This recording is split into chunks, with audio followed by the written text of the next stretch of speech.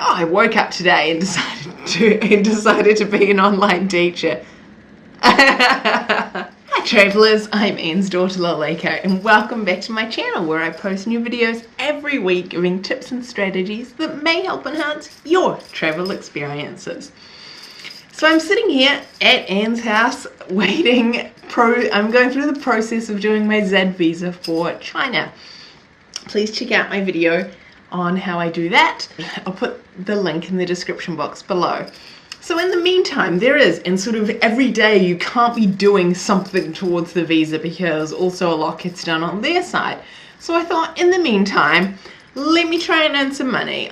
How about I look into some online teaching, just as like a side hustle and a sort of supplementary, something to supplement my income, because that's the thing, I am going to be working soon, which is quite exciting, and going somewhere different and somewhere new. Well, there's a lot that comes along with that. So I thought this could be a good time, because if I can get it sorted before I leave, then I already know what I have to do. Other YouTubers, they do it as well. I've watched videos online, and a lot of it is around those sort of core companies, VIPKID, Data, ABC, and there's so many more ads with different companies that I've never heard of. So I'm like, surely there are other people that are facing the same, like, how do you decide what's good, what's not?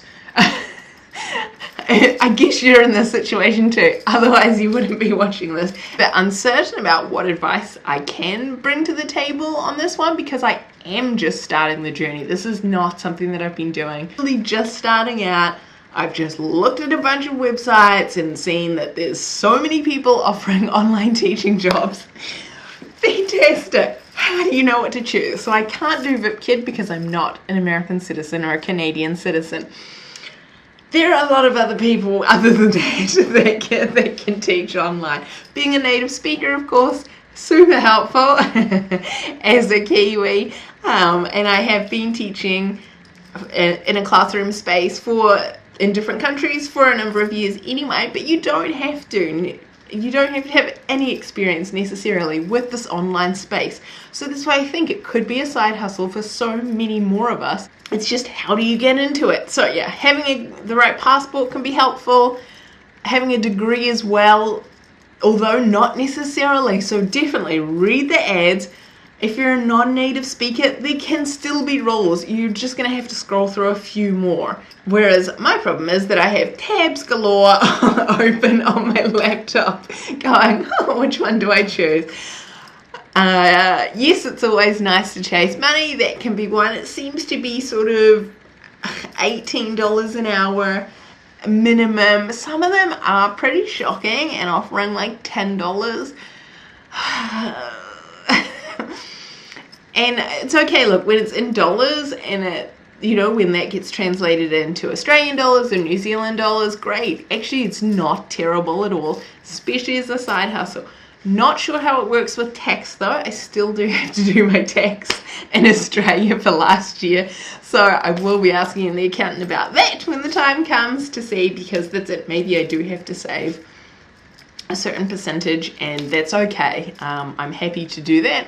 But of course we want to know that in advance. But please see your accountant, because maybe you're just seen as a freelancer in terms of the tax code.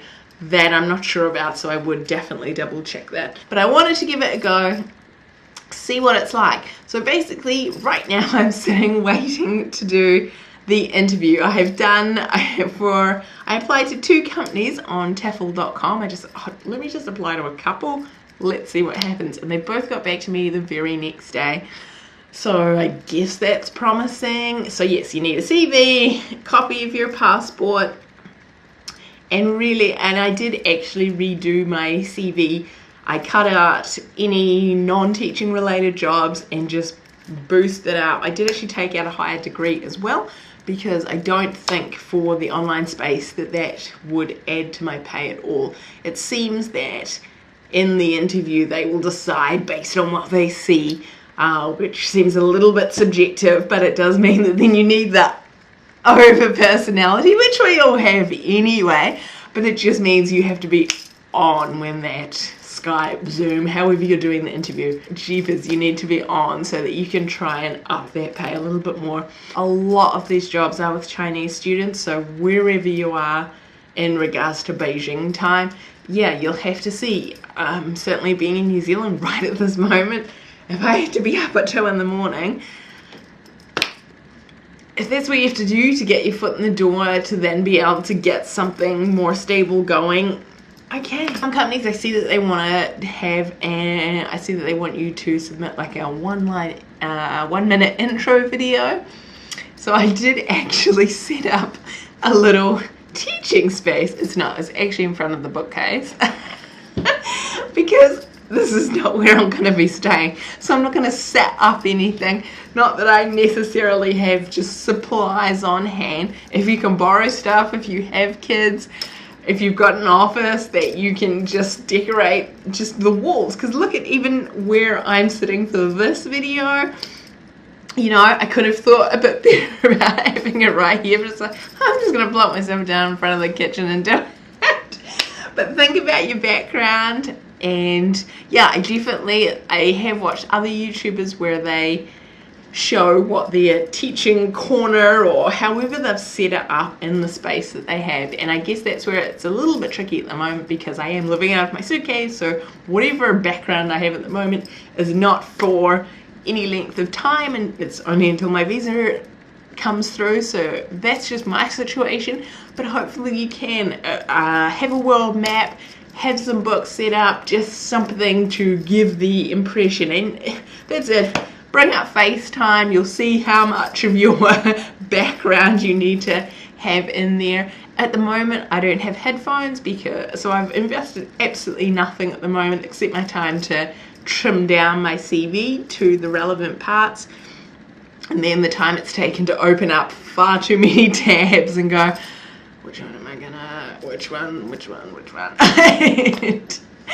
So it's not easy, and I wish more websites came with recommendations. So that's where, for us that are wanting to work, now's the time.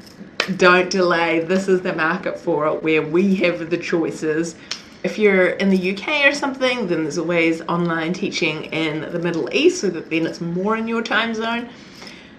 But certainly for us here in the Pacific, then yeah, China's close-ish in terms of the timing, but that's what you really do have to look at, because the majority of them are in China. That's where, yeah, I'm sure you can pick and choose between companies because they are clearly just crying out for people. Yes.